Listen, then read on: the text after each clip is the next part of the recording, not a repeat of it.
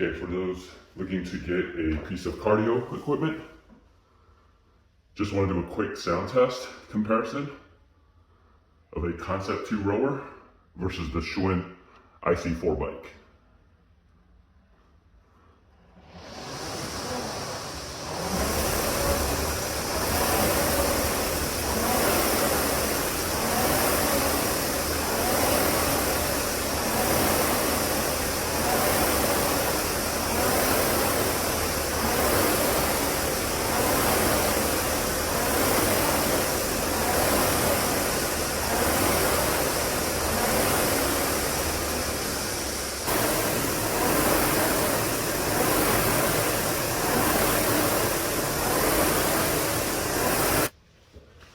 Okay, moved on to the IC4.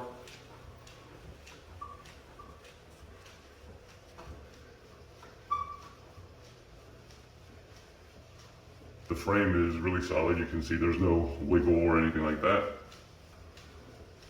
Flywheel is moving.